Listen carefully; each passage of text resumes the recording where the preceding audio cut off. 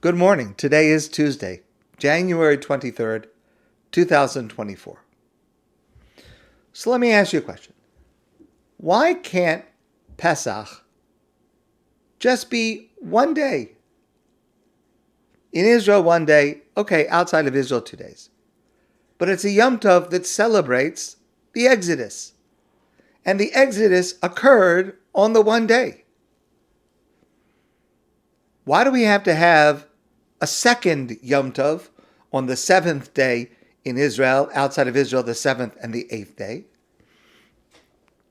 So, of course, the simple answer is because the second Yom Tov of Pesach, the 7th, for us the 7th and the 8th, is the Yom Tov that commemorates, that celebrates Kriyas Yam Suf, the splitting of the Red Sea, the narrative central to this week's Torah portion, the Parsha B'Shalach.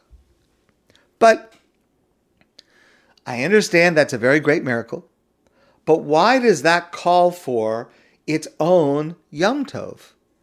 What is added in a Yom Tov commemorating the splitting of the Red Sea that was already not celebrated on the first Yom Tov? Yes, of course, the splitting of the Red Sea was a great miracle. But we celebrate many, many great miracles leading up to the Exodus. The plagues, the makos, and there are going to be more miracles. The man, the way that the water was provided for them, all the miracles that occur in the desert. So why do we need a special holiday specifically for this miracle?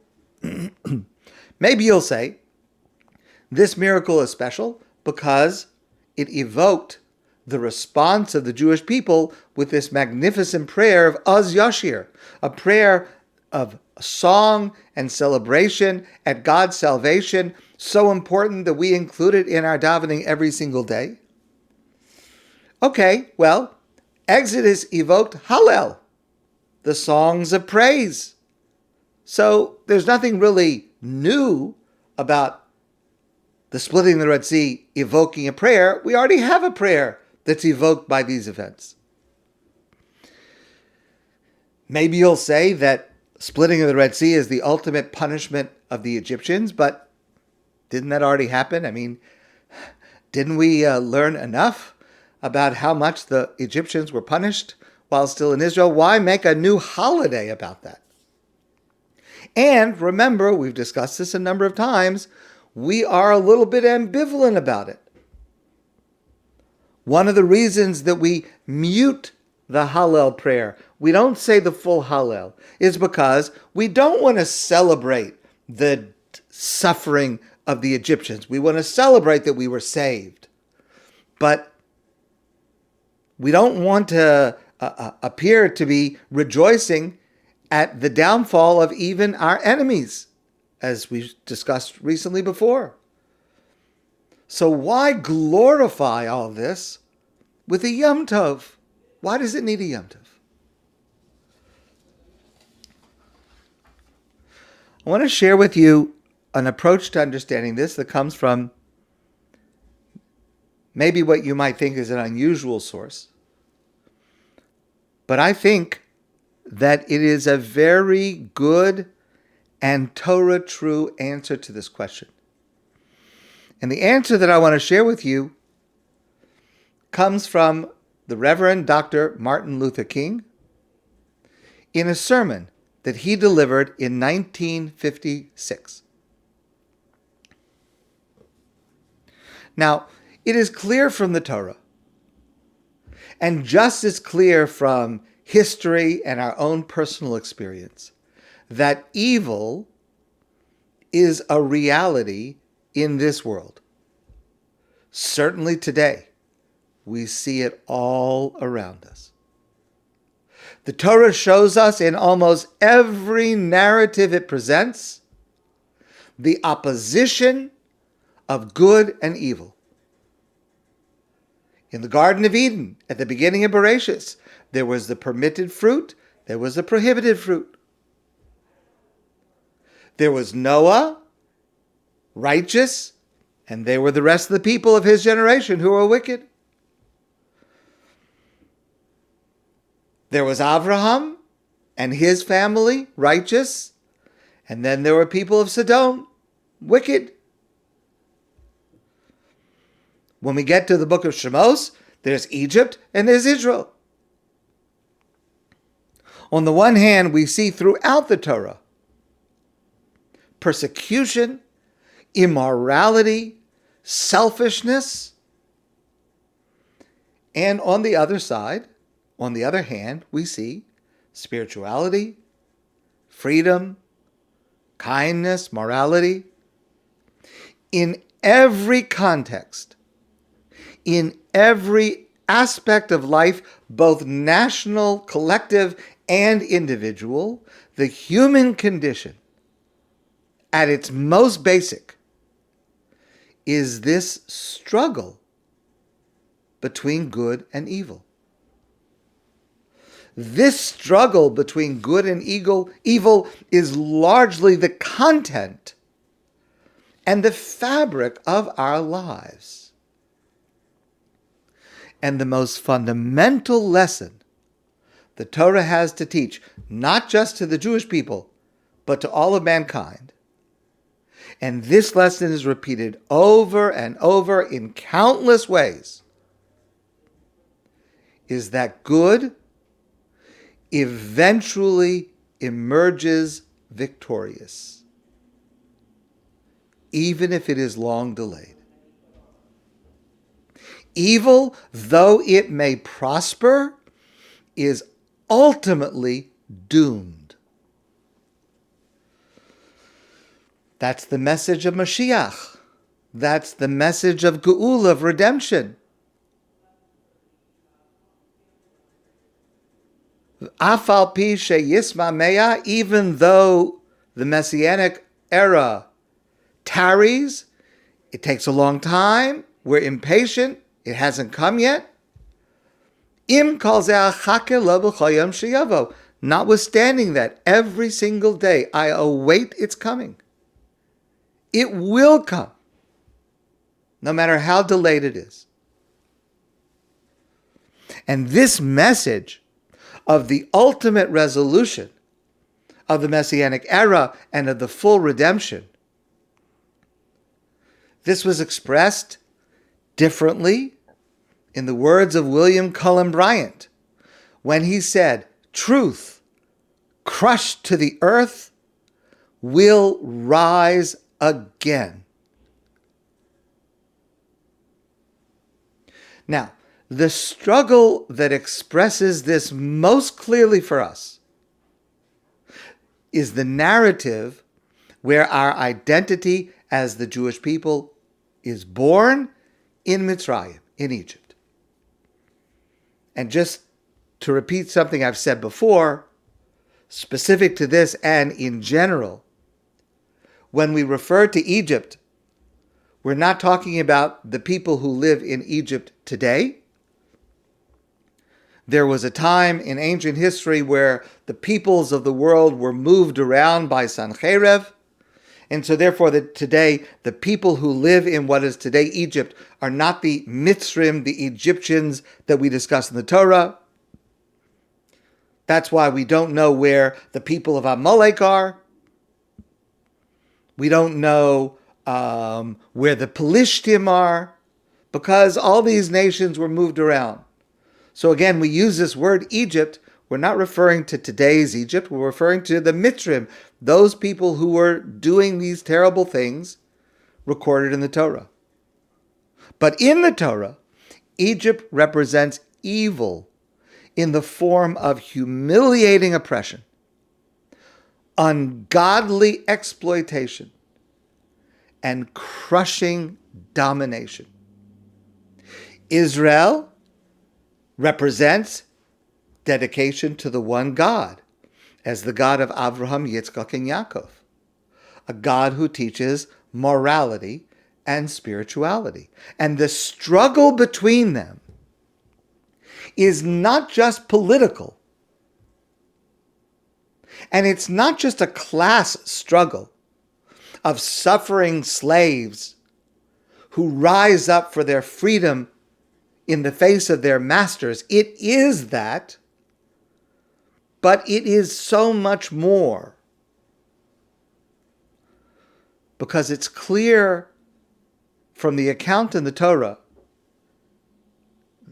last week's portion, the portion before, this week's portion, that Paro and Moshe both understand the struggle between them is the struggle of the ability of goodness and kindness and to triumph in the world. That's what's happening. And so even after God intervenes and Paro frees the Jews, the Egyptians in our Torah portion, Beshalach, make one last desperate attempt to prevent the Jewish people from leaving, and they corner the Jewish people at the Red Sea. They must make this attempt, because if Israel leaves Egypt, Egypt doesn't just lose slaves. They lose their understanding of the world. That slavery and persecution is acceptable. And then the sea splits. And the Jewish people go through, and the water comes down over the Egyptians, and they drown. But that's not the end. That's not the lesson that we are to take from this narrative. It's in the next verse, the next pasuk. Vayar Yisrael es Mitzrayim meis al sfas hayom. The Jewish people saw the Egyptian soldiers dead upon the shore. They had drowned in the river, in the water, when it came rushing on top of them, and then their bodies floated to the shore. Vayar Yisrael es Mitzrayim meis al sfas hayom. And the Jewish people saw the Egyptian soldiers dead upon the shore. Now, we do not celebrate the deaths of our enemies, as I said before.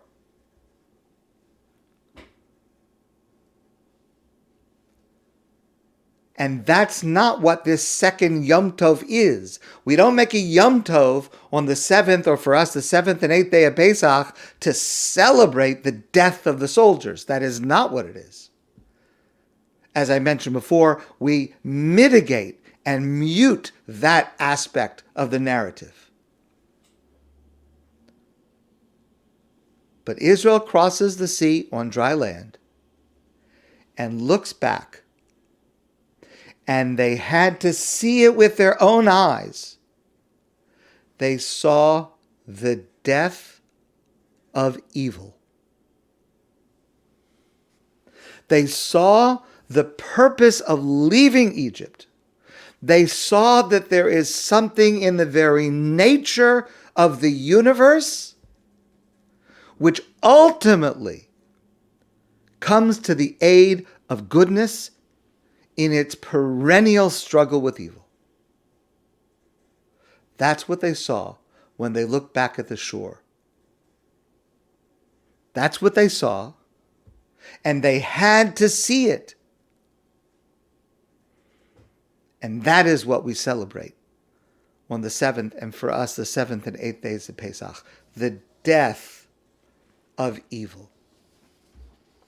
They saw it with their own eyes. There is something in the universe which justifies the poetic words of James Russell Lowell when he wrote, "Truth forever on the scaffold, wrong forever on the throne. Yet that scaffold sways in the future, and behind the dim unknown stands God within the shadow, keeping watch above his own." Our statement of that is, Ve'af al pi sheyismameya, even though the Messianic era and the full redemption is delayed. Im kol zeh, achake lo b'chol yom sheyevo. Notwithstanding that, at every moment, I await its coming. No matter how long it takes, no matter how many of us will or will not live to see it, achake lo b'chol yom sheyevo, because ani mamin be'emunah shlema, because I believe that will happen with a full belief that good ultimately triumphs over evil. We are surrounded today by prejudice and small-mindedness. We see around us today attitudes of bigotry and hatred, acts of terror against us and against others. We watch as Israel, the most moral of nations, as it is vilified and harassed in a most hypocritical way. And when that frustration and fear and anger rise up within us, we must remember what we learned today. We must hear Dr. King's words. Let us not despair. Let us not lose faith in man, and certainly not in God.